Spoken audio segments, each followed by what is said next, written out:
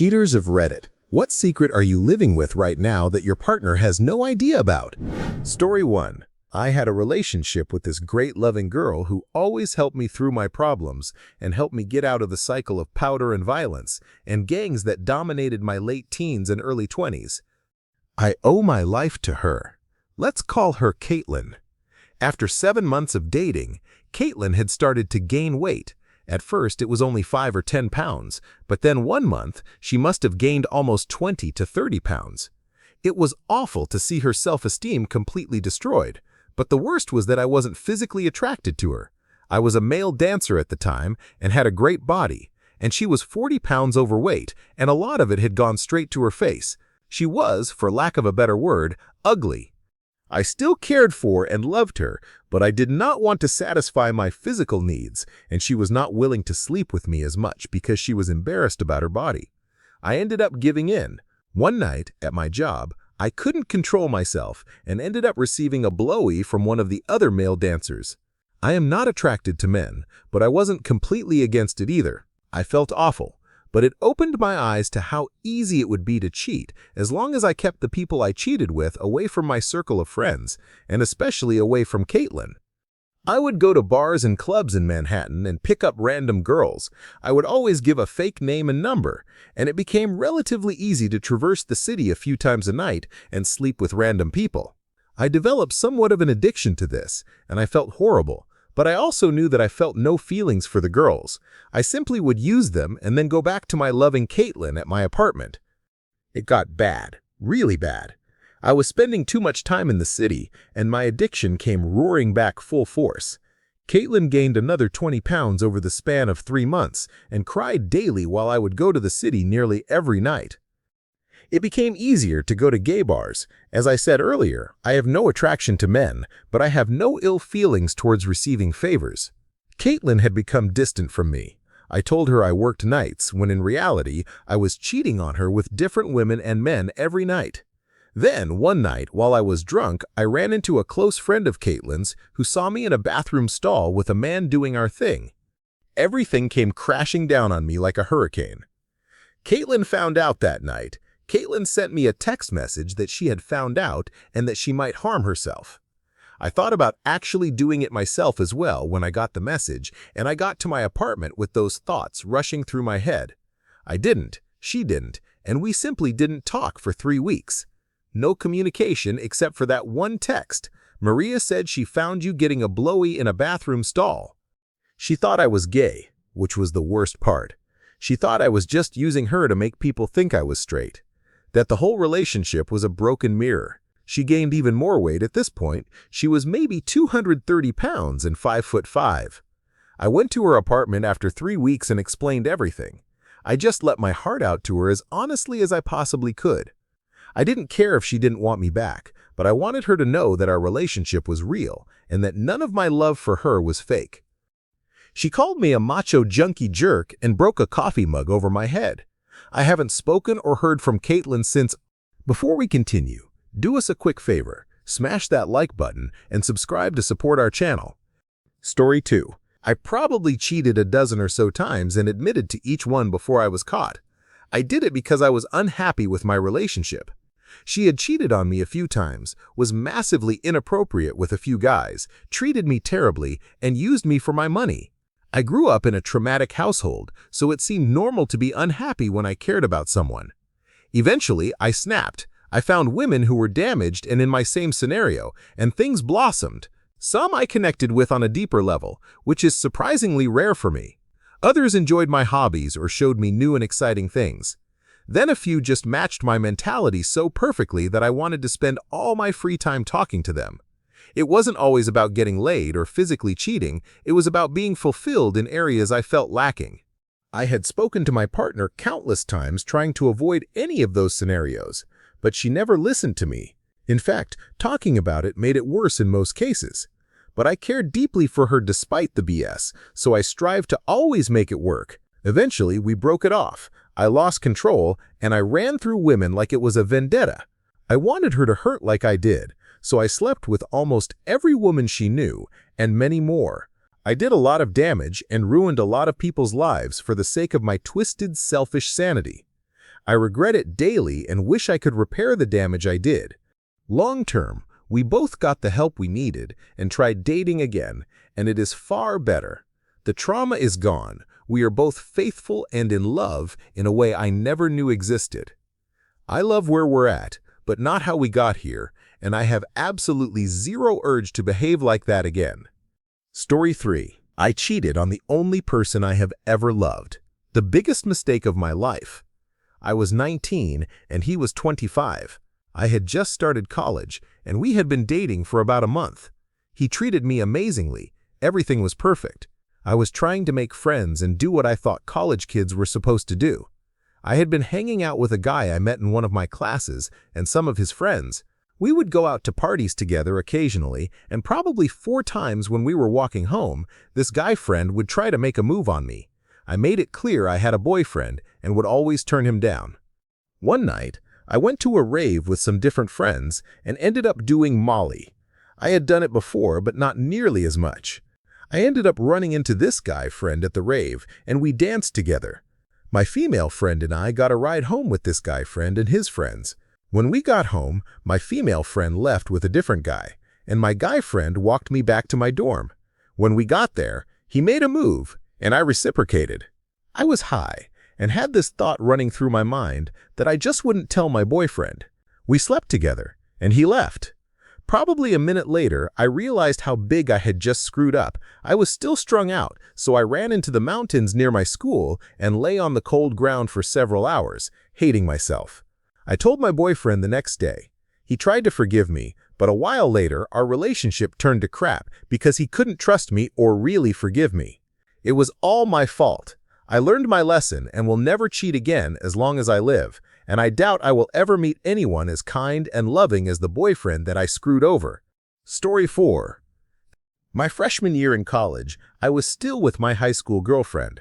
I avoided way too many opportunities for casual hookups and new romances. My freshman year out of faithfulness, for there to have been any chance of dealing with walking into her apartment and finding her curled up with another dude in a healthy way. It flipped a switch. It was like I went narcissist or psychopath or some crap overnight. It was like my ability to love or respect women just disappeared. So I cheated on literally every girlfriend I had from then on. And I wasn't sneaky about it. I didn't care if I got caught. I'd give the crappiest, poorly thought out excuses for where I was or what I was doing and just not care to explain it any further. And the number of girls that gave me the benefit of the doubt on those awful excuses was astounding. And even when they didn't, and I would actually get busted, who gave a crap? Not me. I had already gotten what I wanted. In retrospect, there were likely elements of gaslighting and emotional trauma involved. It was a 5-year-long power trip. It was a dark time. The woman I ended up marrying was the catalyst for change, though I think I started calming down some by that point anyway. I didn't cheat on her. We got married. Still didn't cheat on her. She cheated on me with 3 different people, some more than once that I know of. I suspect dozens more. I think I kinda deserved it though. I had spent enough time being an insufferable jerk that I had it coming. When it's all said and done though, I really don't know why, aside from it having been a power trip. The only thing I know for sure is that I am not going back to it. Story 5. I get massages with special treatment. My wife has no passion whatsoever. My marriage feels so lonely. There's affection, but no spark in her eyes, no kissing, no desire. She understands that I want there to be physical intimacy in the relationship, but she doesn't see the point. I've made it very clear through counseling how it makes me feel unloved. I would have left except that she has shown herself to be unable to care for our children when I am away. If I am away on business for a week, the kids will miss 1 or 2 days of school and will be behind on their homework when I come back. Paying women for an intimate experience helps fill the gap somewhat. There's no emotional attachment, but at least I get to be with another person and get a sense of what it would be like to have a normal, full relationship with my wife. My wife has said before that she wouldn't mind if I slept with another woman, except that she would be uncomfortable if it led to me having feelings for the other woman. I wish she would see that this argument also means that an intimate relationship between her and me might deepen our feelings for each other. So I pay women for massages. I don't go as far as doing the actual thing or blowies. There's no risk of a romance developing. It seems to be within the bounds of what my wife had suggested, but I am not going to tell her about it. Story 6. This was last year. My boyfriend was great, but we had only been together a month before I moved to university. Now I am not really a relationship kind of person. I find them tedious and too much work for not enough gain. In a long-distance relationship, it was even worse. I'd get annoyed whenever I saw a message from him. Not because I hated him, but simply because I couldn't be bothered. He wasn't a large part of my life. When I got to university, I just acted like I was single, really. I told people I was in a relationship, but I didn't act like it. That first weekend, I realized I needed to break up with him, but I just didn't. I thought what he wouldn't know wouldn't hurt him, and I constantly justified it to myself. I had no romantic attraction to these people, just physical, and to me, that's not cheating. I only consider emotional affairs to be cheating. The rest is just pleasure. But I never established that with him. I was having an open relationship whilst he was entirely committed to me and had no idea. The way I saw it was that cheating didn't hurt him because he would never know. Breaking up would hurt him, though. So I was prepared to just continue until I didn't know what. Until I fell in love with someone, I guess. Until I hooked up with that guy. The guilt was killing me, but I somehow thought I was doing the right thing. No, that's a lie. I was doing the easy thing. I wasn't hurting him. Eventually, I broke up with him, but I never told him that all this had been going on. I know I was doing an awful thing. I was a bad person, and honestly, I haven't changed enough to say that I am not now. At least now I know I shouldn't try traditional relationships. Story 7. My girlfriend and I have been together for 12 years, almost 13. We started dating in high school, and the longest time we spent apart from each other was around 5 months or so. Anyway, she has Müllerian agenesis, or MRKH syndrome, which means she doesn't have a uterus and also suffers from a degree of vaginal hypoplasia. In a few words, it is physically impossible for us to do the deed until she gets reconstructive surgery. We started dating very young, plus she needed to grow up in order to get the surgery. Life happened, and here we are 12 years later, still not doing it. Obviously, I was not able to hold on for that long and ended up cheating. The longest I spent without doing it was 4 years. It is not like I start a relationship on the side. It is always just for pleasure. Plus, I don't do it very often, but I have done it on multiple occasions during the 12 years. Like Anna Stick said, it does feel good while it is happening. But on the drive home in the next few days, you can barely look at yourself in the mirror. At some point, and because one of the girls I cheated with was completely and utterly crazy, my girlfriend found out. Being the amazing woman she is, she forgave me. After that, I really did try to stop, but after almost 2 more years, I just could not do it. I love my girlfriend, and I have no intention of leaving her. Also, and I know it is going to sound like complete BS, once she has the surgery and we can do it, I will stop. Story 8. I haven't cheated since the first time I did. I learned my lesson. I cheated because I was immature and ignorant. My girlfriend at the time wasn't talking to me because I expressed interest in leaving town and moving to another state, something she was not willing to do. I got a call from an old friend who wanted to get some coffee. This old friend was female and happened to have some boyfriend issues at the time. She asked to come over and drink because going back home to her toxic boyfriend was not an option. So she comes over and we drink. I tell her she can have the room and I will take the couch. She says she will sleep on top of the covers and I can sleep under. I changed it and had her sleep under, and I was planning on sleeping on top of the covers with a blanket. I went to the bathroom to take a piss, and when I came back to the room, she was already under the covers. I turn off the lights, and then she whispers, "I should not have done this." I said, "Done what?" At this point, she throws back the covers and grabs my hand, and you can guess the rest. The next day, I went and broke up with my girlfriend, citing her cleanliness and other issues as the problem. I tried to get back with her a month later. I told her everything at Denny's, and she threw a Coke at me, and then Beyoncé's song, "If I Were a Boy," started playing, and she started singing it to me. Then she calls her parents and tells them I cheated on her while I am sitting there. We left, and she called me to come over later that night. I got there, and she had started drinking vodka. She put me through a lot for the next 3 months. She drank every night and cussed me out when we were supposed to be working on our relationship. She banged another guy during this time as well. It still haunts me today. The things I made that girl do to herself and me. I was young and stupid. You are playing with a person's emotions when you cheat. Some people are not stable, and you could really screw them up. In the process, you can lose sight of who you are and what you stand for as well. Think about who you are affecting before you decide to cheat. It's honestly never worth it if you care, even a little bit, about who you are with. Story 9. I was single at the time, but he was married. About 10 years ago, I was in college and met Professor X, who was in my fairly small department. There was definite attraction there, but I knew he was married and had a child. And believe it or not, he wasn't a skis, so we ignored it, and I just liked to go to his office hours and chat about the material or whatever. And after about 2 years of that, by which point we were definitely in emotional affair territory, including a course taught by him, we were at a senior's graduation party in our department and likely tipsy, and he offered me a ride home, then asked if we could pull over, and we both confessed our attraction and kissed in what was the most surreal thing imaginable.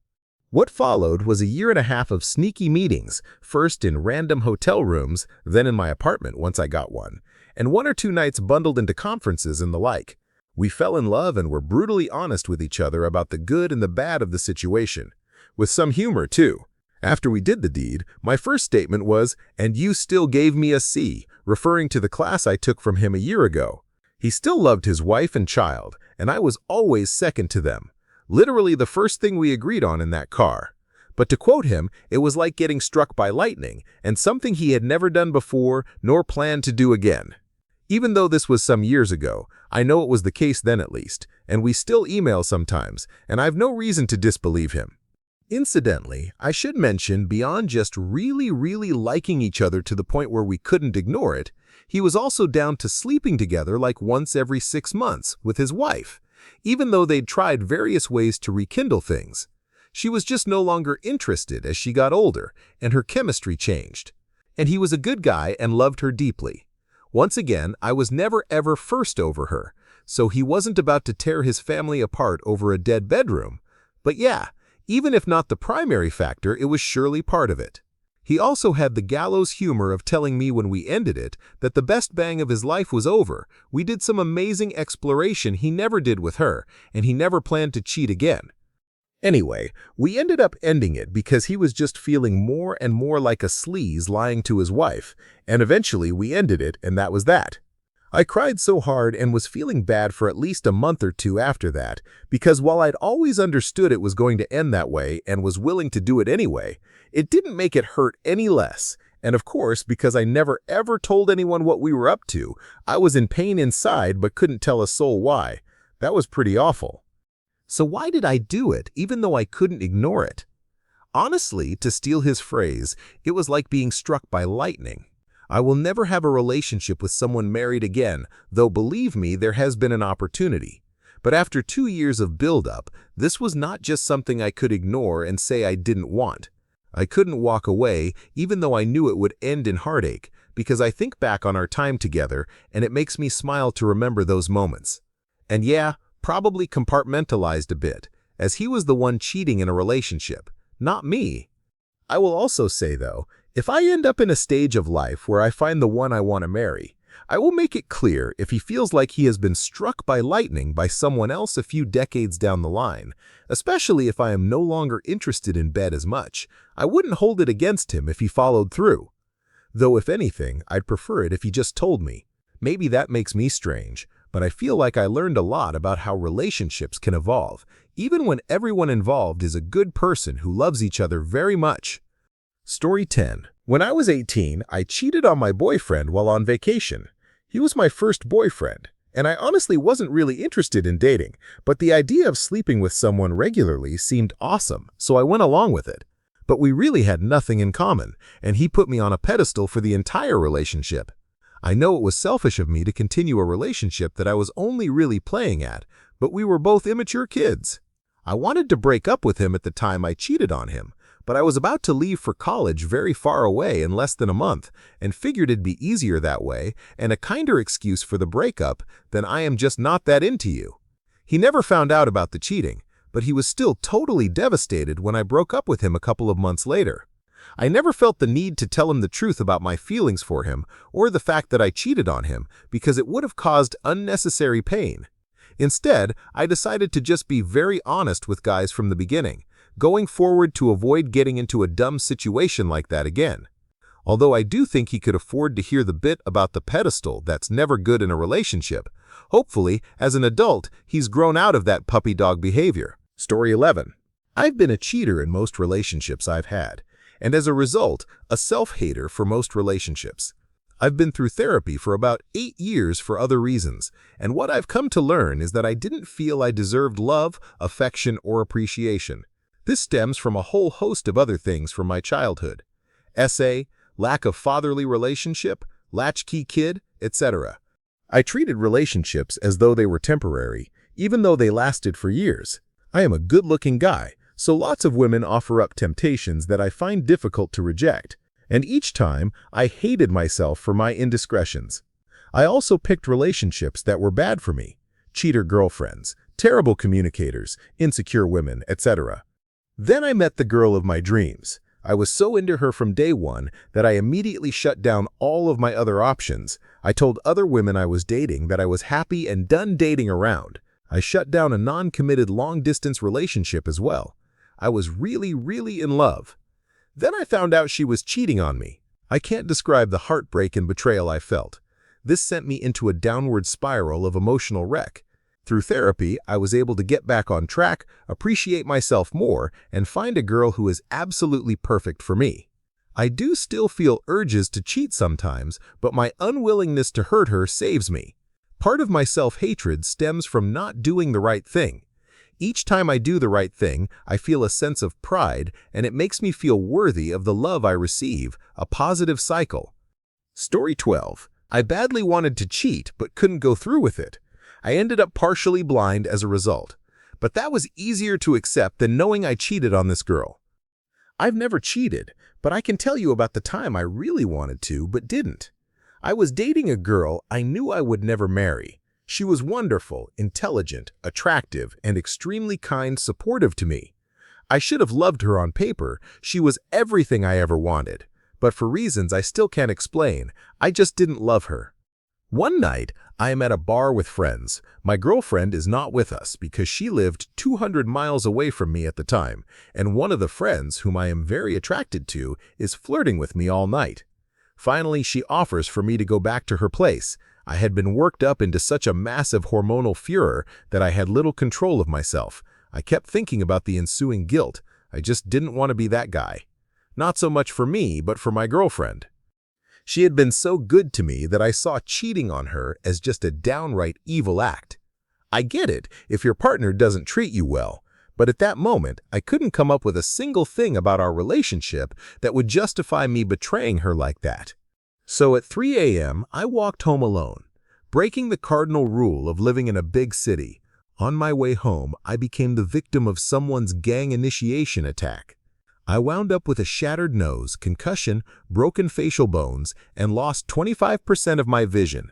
But that was easier to live with than knowing I cheated on a woman who did absolutely nothing to deserve it. We eventually did break up, but I can honestly say no human being has ever treated me better. And I am saying this after 10 years of marriage. Story 13. You know how somehow every girl is interested in you when you already have a girlfriend? Well, it starts like that. At first, you're not going to cheat, but you want to see if you've still got it. Now you know you've still got it and just want to dance with her a little bit. All of a sudden, you're dancing and making out, but you're not sleeping with her, so it's not cheating yet. Then one night, you're really drunk and fight with your girlfriend, and you end up doing the same thing, and boom, you've slept with this girl and are officially cheating. Now you keep sleeping with this one girl because, hey, nothing bad happened the first time. This girl is just a physical outlet for me, and I still love my girlfriend.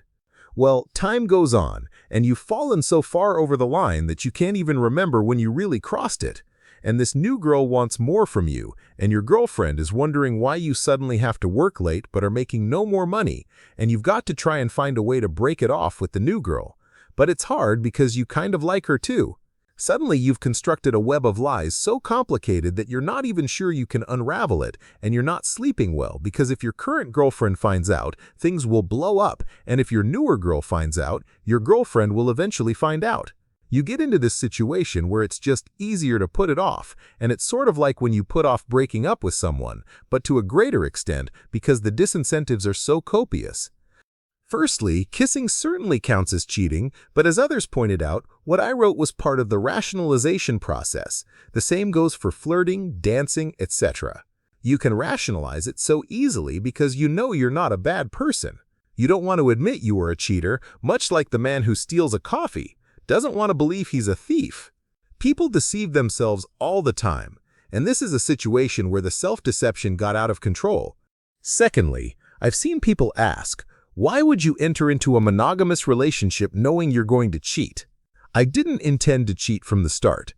The point is that stuff like this starts small and grows fast, and each misstep makes the next one easier.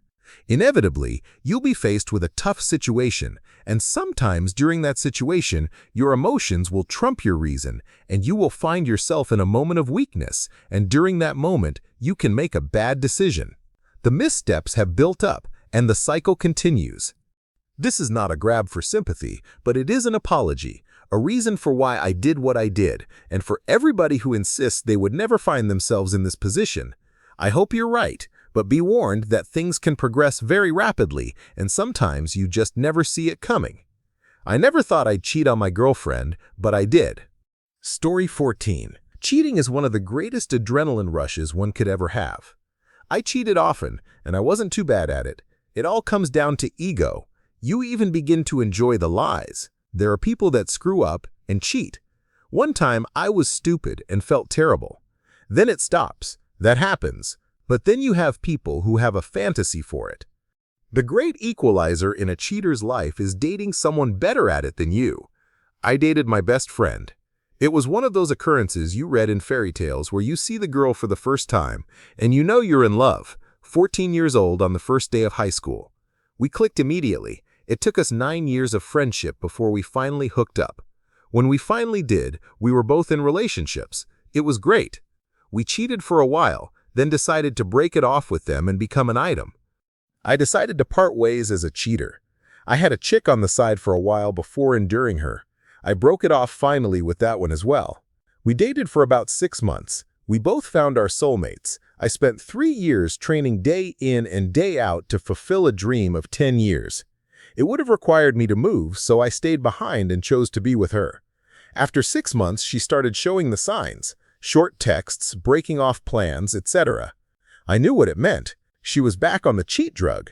I couldn't take it. I was the Batman of detectives. I found everything. We broke it off, and I was crazy for about a year.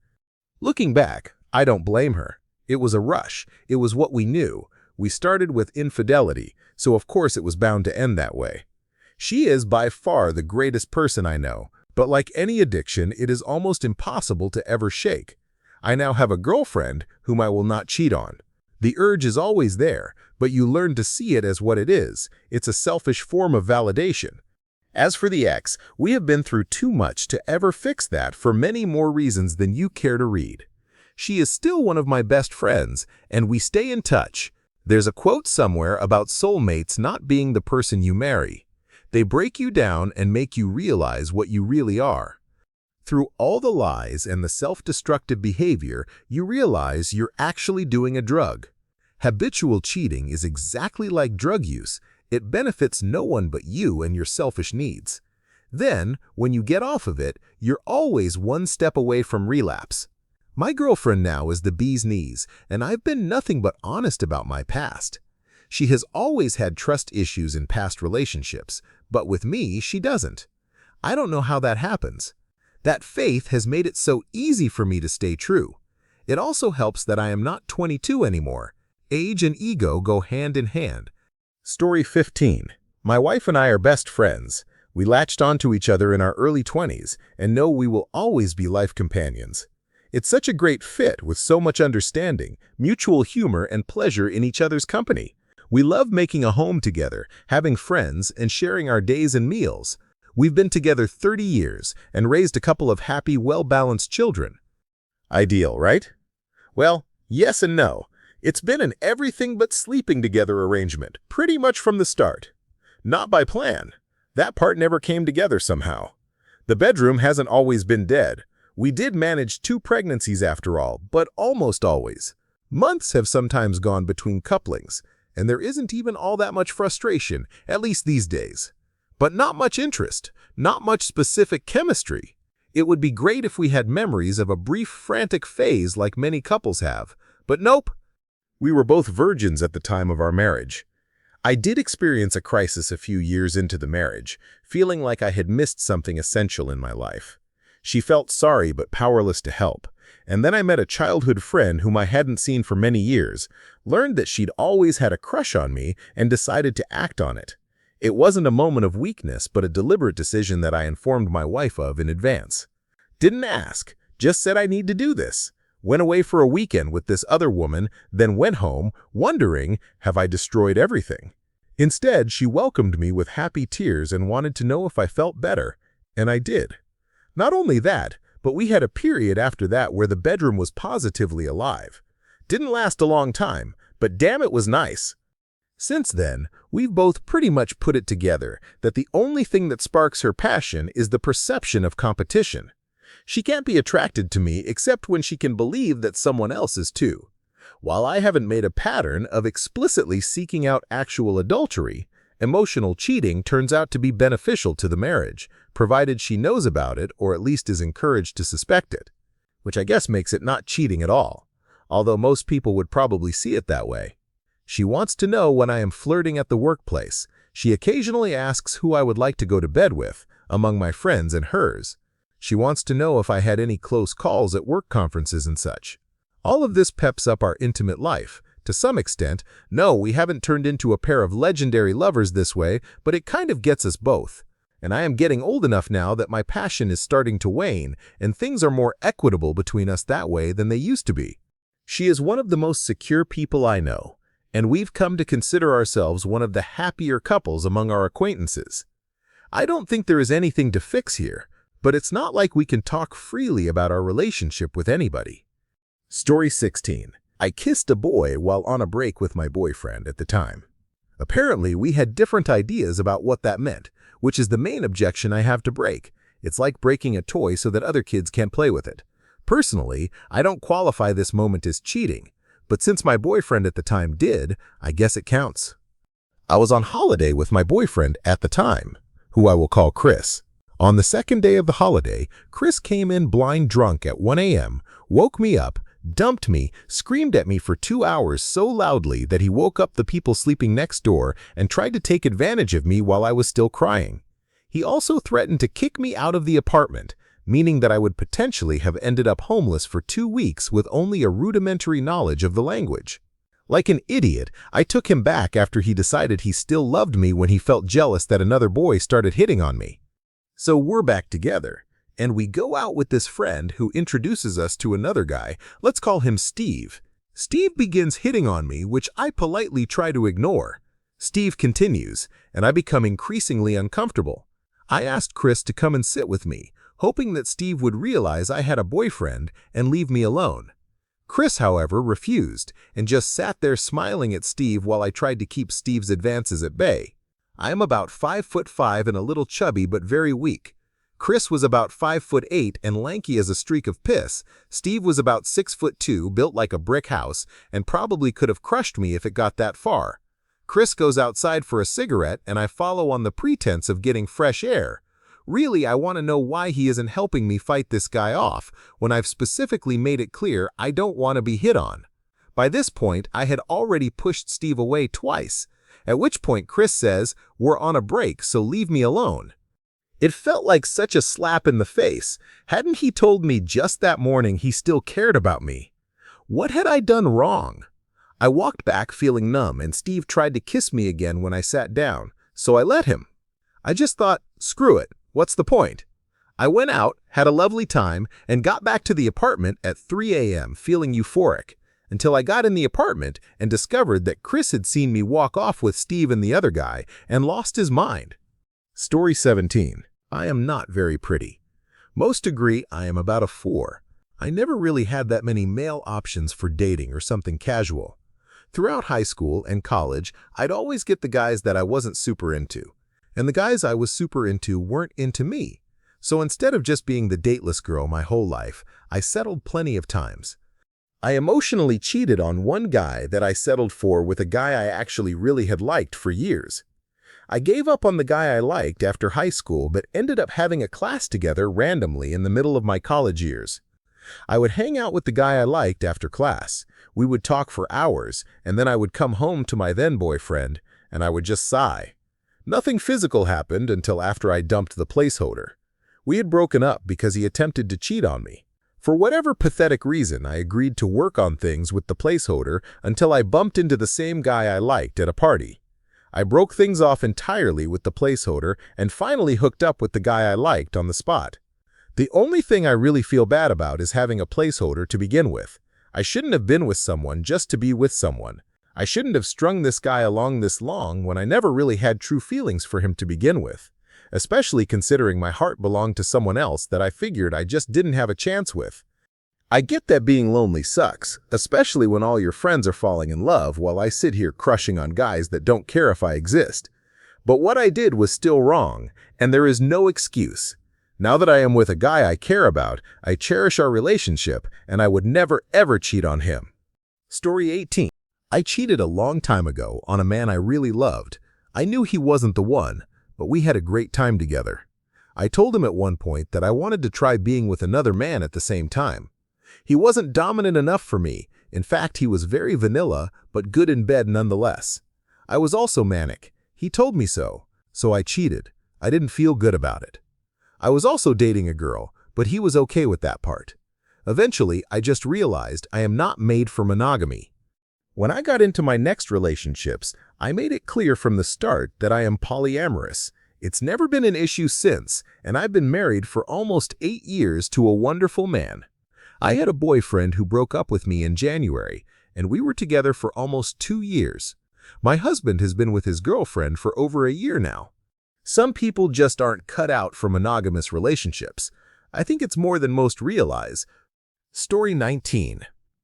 I think it has a lot to do with how I was raised by my father. I was told at a young age to be the kind of guy who should go after more than one woman. I also found out he had been cheating on my mom for a long time at a young, impressionable age. I got into a long-term relationship when I was young. I still am in the relationship. Now I have never slept with anybody else. What I have done is maybe worse. I feel like I missed a lot of girl chasing because of my relationship. And this year especially, I have been going out with my single friends and trying to wingman them. Mostly I end up just kissing a girl or dancing. I haven't gone further than that, but I like the rush of trying to make someone like you. It's horrible. I know I have to change, but it's just such a guilty pleasure. It's not like things between me and my girl are dead. They're actually amazing. I have had a 6-year-long spark with her that may go out occasionally, but we never fight. I would never tell her because it would just devastate her. I have to change because I don't want to be like my dad, but I am ashamed of how much fun I have too. Story 20. I am not cheating now. That was in my past. Everyone in my life already knows about it. Although I regret what happened, we are all human, and our faults are part of us as well. At the time, my husband and I had been married for 2 or 3 years. We had just gone through a miscarriage, and I learned that because of polycystic ovarian syndrome, I would likely never have children. It was a very difficult time for both of us. We were grieving, and it felt as if our world was falling apart. But we had no time to grieve, because 1 month later, my father attempted to take his own life and survived. He was struggling with alcoholism and divorce, and he ended up on my doorstep. His parents were gone. My grandfather had passed away a few years earlier, and my grandmother was in a nursing home with Alzheimer's, and no one else in his family, including his adopted brothers and sisters, was willing to take him in. Cue the stress, pain, and heartache. My husband was bitter and angry about the miscarriage and the news that I could likely never give him children. He couldn't express or sort out his feelings, partly because I was on the verge of a breakdown myself, and partly because my father passed out drunk on our living room floor every night, took up all of our time and energy. We began avoiding each other because all we did was fight. Our hurt and anger came out in cruel words and sharp jabs. 4 months went by like this. We stopped being intimate. He slipped into autopilot, moving from bed to computer to work and back again, on repeat. We stopped talking. He spent over 12 hours a day on the computer and didn't even sit down for dinner with me. He was working more than 15 hours a week at McDonald's. I was doing over 50 hours a week at a metal fabrication shop. My life was reduced to working, cleaning, cooking, mopping up after my father every night and sleeping. My husband and I drifted further apart. I began to feel unappreciated, taking his absence in our life and in our bed as a sign that he ignored me or resented me for not being able to give him children. I began talking to someone through an online MMORPG I played in my spare time to keep my sanity, someone I met through my guild. Our conversations moved from in-game chats to emails, then from texts to phone calls. I told him how lonely I was. He told me I was worth more, that I was not less of a woman for not being able to have children. He paid attention to me. He called me beautiful. He asked how my day was. He became both a distraction from the pain and a cure for the loneliness my husband was, without meaning to, making me feel. We had intimate phone calls a few times. I sent him photos, and he sent some back. He talked about driving up to meet me, but it never happened. Eventually, I told my father what was going on. I was guilty, lost, and desperate for advice. But he was too drunk and too bitter from his divorce. He cried out that all marriages are shams. He encouraged me to continue cheating, insisting that marriage is a joke and that my husband was a jerk. I had a nervous breakdown at work. I locked myself in a bathroom stall and sobbed on the floor, crying out for my mother. The company secretary gave me a ride home. The next day, they called and told me not to come back, that I was no longer needed. Now jobless and broken, I came clean to my husband. To my surprise, he was unfazed. He said he had already figured I didn't want him around anyway. I told him that was the opposite of the truth, that I was just unbearably lonely. He admitted he was lonely too, but said he couldn't deal with anything right now, that he felt lost. The truth was, we were both lost. He had started working at a plastics shop, and we agreed that maybe he should move back in with his mother for a while. His bags were packed. I stared at them while he was gone. Meanwhile, my father told me I should forget about my marriage because it was all a lie. He said I should go with him as he returned to life as a cross-country long-haul truck driver. He even joked that I could be his logbook sidekick. He upset me, so I went to my mom's for the day. Suddenly, I had no desire to even reach out to my internet friend. All I could think about was the hole in my heart that would open once my husband left that night. I cried on my mom's floor. She told me that if we didn't really love each other, it wouldn't hurt this much. She said my husband and I were both still devastated by the baby we never had time to grieve, and that we were dealing with it in stupid, selfish ways. She urged me to go talk to him before it was too late. My mom didn't have a car, and I wasn't driving at the time either. Desperate, I called my dad and pleaded with him to take me to my husband's work so I could stop this before we separated and ruin something that was never truly broken. He reluctantly agreed, moved by how hysterical I had become. For once, he wasn't drunk. I went to my husband's work and waited for him to come out on his smoke break.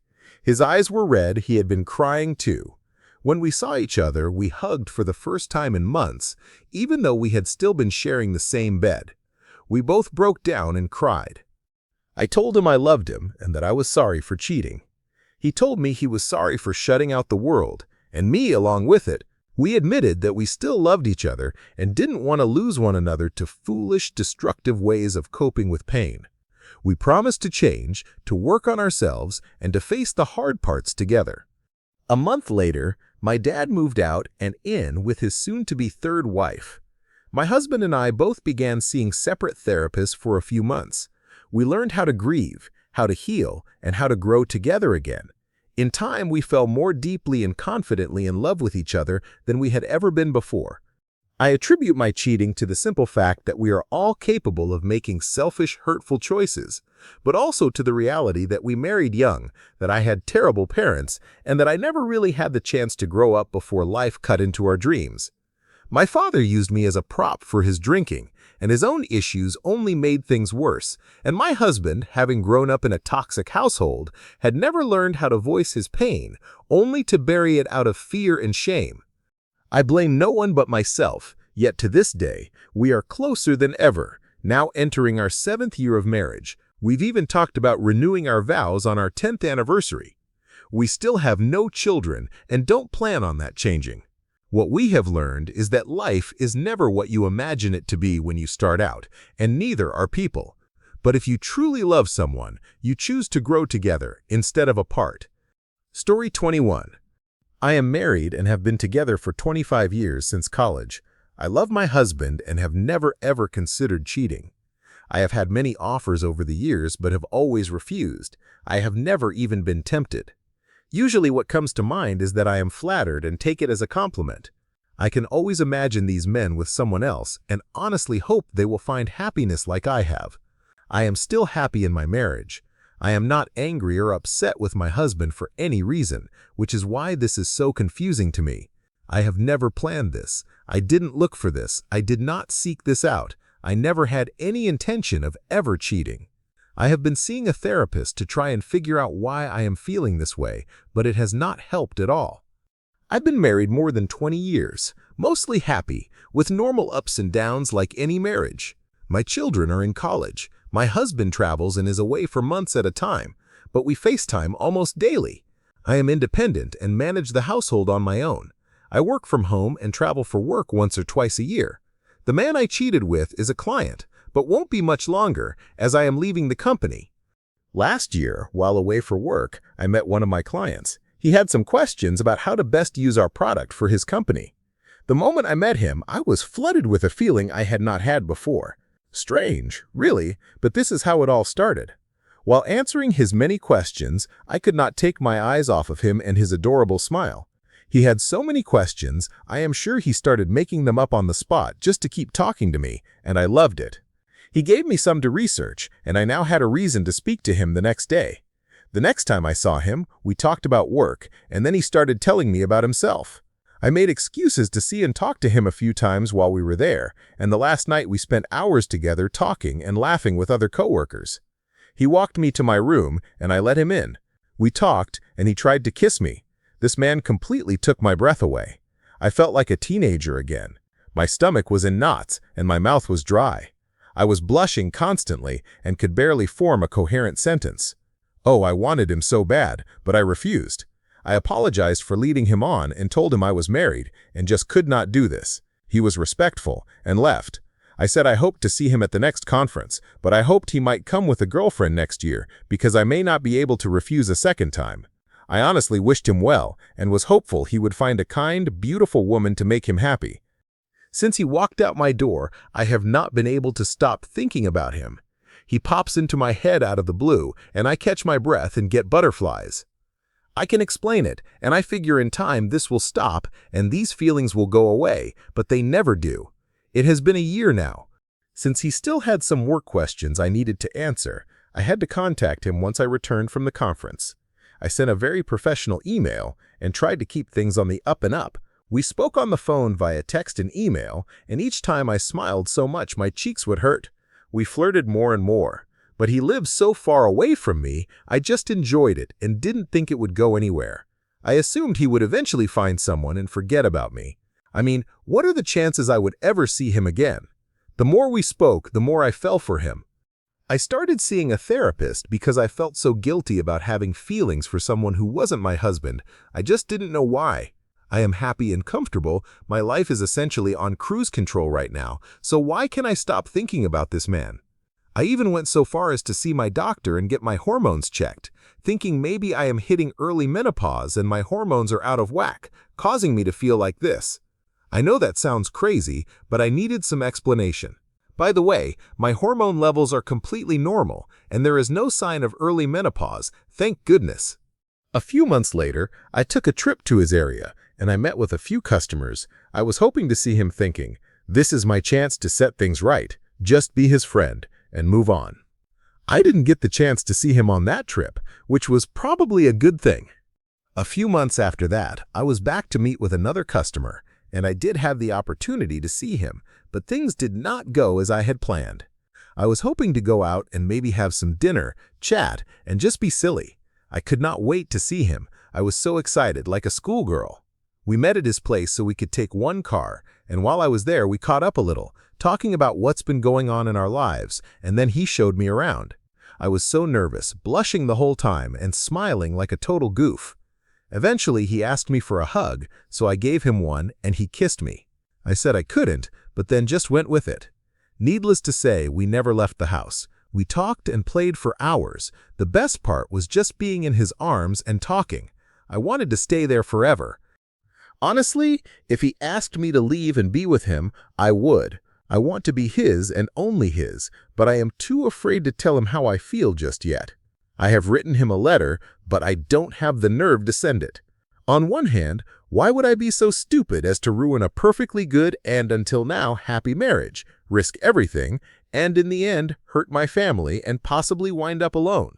I mean, why would he want to be with me in a serious relationship as I essentially just proved that I am not a trustworthy person? I have been faithful to one man for 25 years, and now that doesn't count for anything. He has no reason to trust me. On the other hand, we only have one life to lead, so why shouldn't I take this chance and possibly end up with someone who makes me so happy and whom I want to make happy in return? Thank you for watching. If you enjoyed this video, be sure to give it a thumbs up, subscribe, and hit the bell icon so you never miss an update.